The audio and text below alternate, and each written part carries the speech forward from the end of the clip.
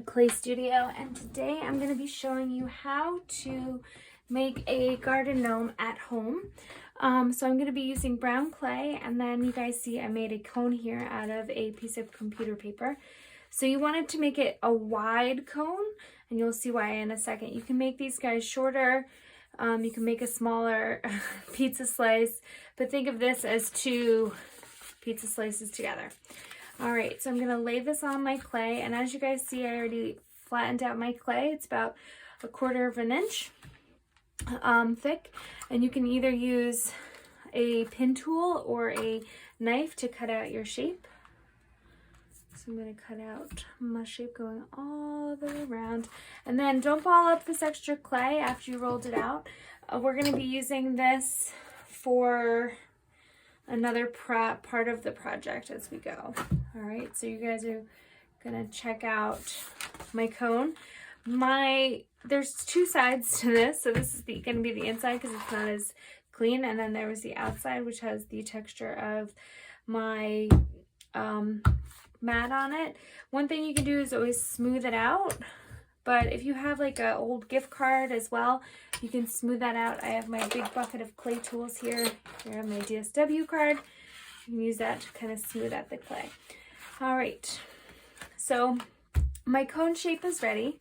And now what I'm going to be doing, I'm going to take my cone shape and I'm going to slip and score along this edge here. So you can use your fork to scratch the surface there, scratch the surface there. I had a chunk just come off. It's all right. We can slip and squirt that on later too. And then I have my slip. And you guys are going to have small jars of slip, but now I have my big jar of white slip, which also works. And then we're going to just line these two guys up. You guys can see from above. All right. And then you want to kind of join these two pieces together. Now again, if you want a smaller garden gnome, you can cut a smaller cone. That's up to you. I'm just going to show you guys the basics. And these are going to be really cute Christmas decorations. They're probably one of my favorite things to make because you can make them very personalized and have a lot of personality. All right. All right, so now I have my cone. The other thing I just want to talk to you guys about is I rolled out this clay earlier today. It's on the stiffer side. It's a lot harder to create these 3D forms if your clay is dry, so keep that in mind. I'm sorry, if it's wet, so you want it to be on the drier side. And again, I'm even using my cone rib, kind of smooth out all of that surface. All right. All right, so one thing I also like to do is you can also slip and score if you can get on the inside just by kind of joining the clay on the inside. All right, so now my cone is standing up tall, nice and tall. All right, so this is gonna be part of the top of him, and you'll see in a second how that's gonna go. All right, so I'm gonna cut this piece. All right, and this is gonna be his hood. Now the other thing you can do is you can make his nose, because again, with this design, the nose almost like sticks out of underneath the hood. So depending on what kind of nose, maybe you want to create a ball. Maybe you want to create a long, skinny nose. That's up to you. All right, I'm going to kind of, oops, things tend to fly around.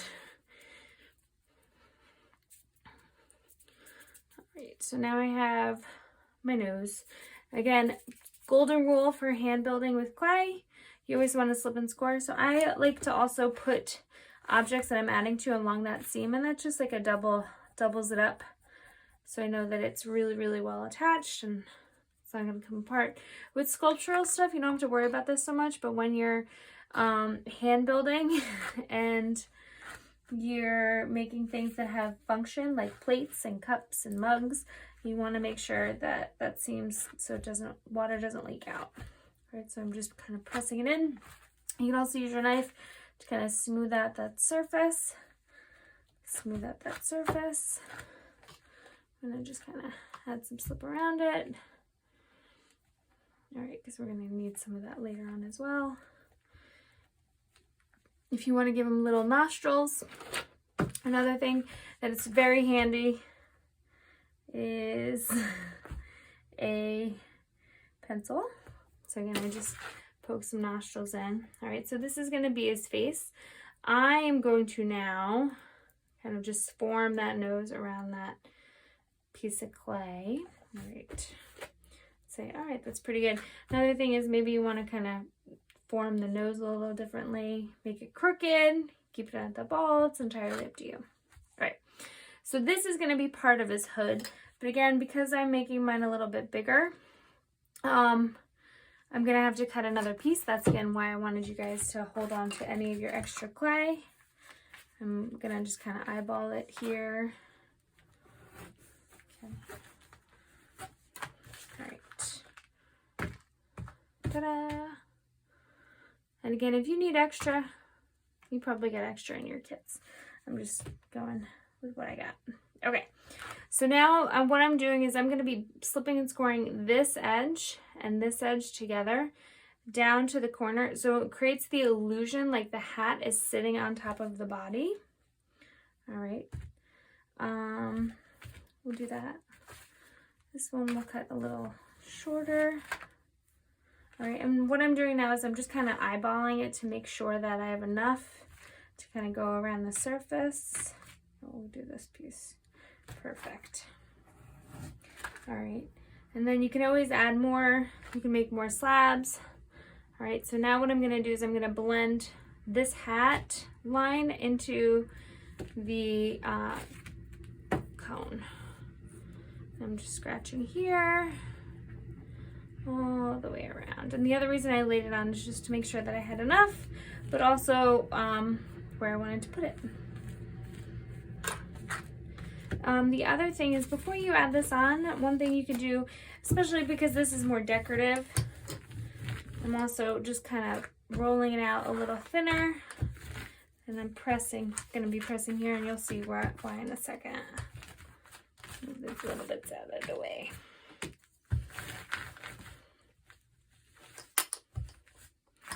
Okay, and then this is going to get lots of scratch marks. When you slip and score, golden rule, you must slip and score if you want your two pieces to stay attached. I must slip, I must slip, and slip. Okay. And we're going to take this guy. Oh, perfect. And now just kind of blend him up. Now again, just because I made this a little smaller, I can rip that off. And then go this way. All right. So now what I'm doing is I'm blending this into the top edge. Because again, it's going to be like his hat's hanging over his face. But I'm not going to blend the other side because I wanted to create that illusion that it's hanging over. All right. Now again, no scratch marks. Gotta make sure I have those scratch marks. Scratch, scratch, scratch. Oops. And press. How are we doing on time? Good. Okay.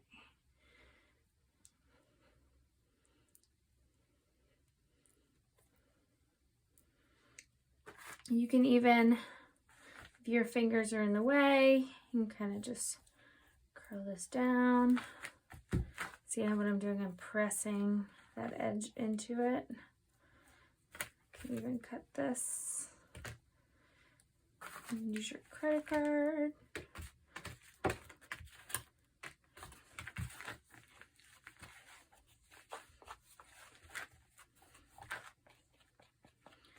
Now again, I'm showing you one way to do this. This is probably one of the easier forms to create when you're doing this garden gnome project, but there's lots of different resources. There's lots of different images. You can go and take this in your own direction, and this is a project that you can get very creative with. So I want you guys maybe look online and check out some other pictures of sculptures of garden gnomes.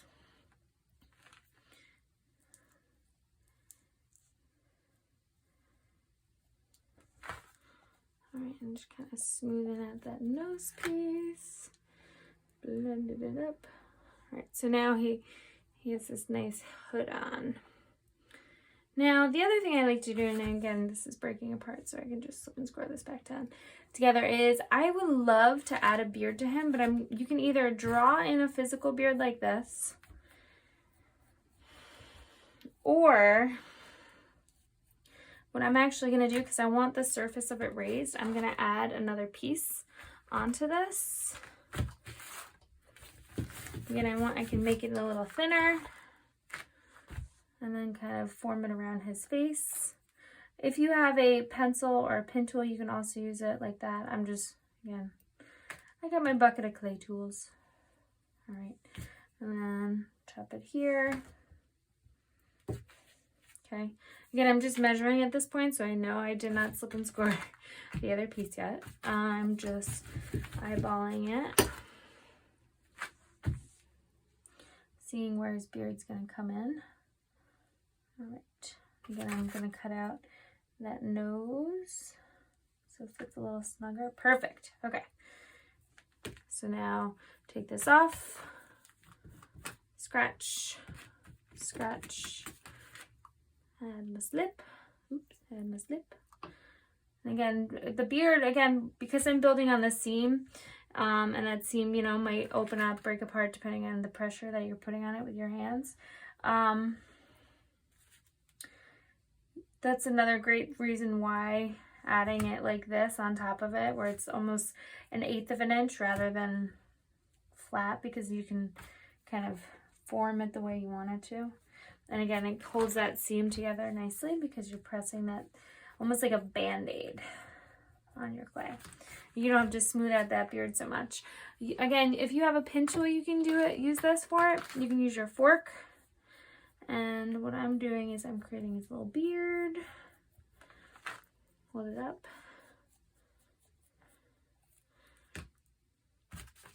Okay. Press it in a little bit more here.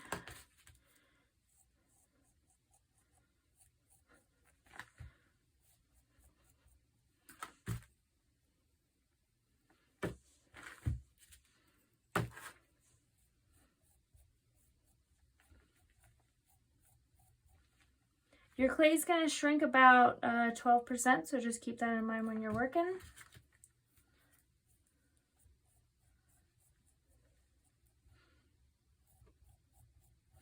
And these pieces are going to be dipped, so you also want to think about what color you want it to be. All right, so I'm just going to bring it off of his nose a little bit.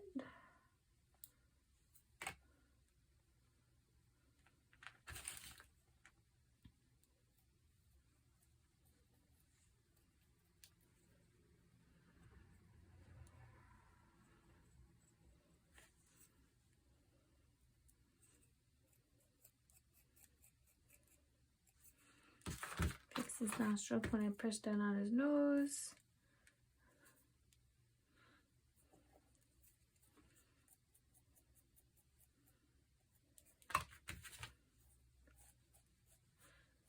Alright, so again, if you're doing this for a holiday themed project, think about maybe you want to do some sort of design on his hat. You can draw into the clay as well. Now that he's pretty good, you can even kind of turn his hat a little bit so it's a little crooked. Alright, you can give him little arms. There's lots and lots of options. Again, that basic cone shape is really a good place to start, and you're kind of adding everything onto it. All right, so again, if you want to add some arms onto it, if you want to draw into the top, if you want to add like a decorative buckle, there's lots and lots of options. All right, so I want you guys to play. Again, if you guys have any questions, please email us at mudclaystudios.com. Have a great day, happy holidays, and I hope you guys enjoy building your garden gnomes. And I'm going to keep kind of playing with this guy.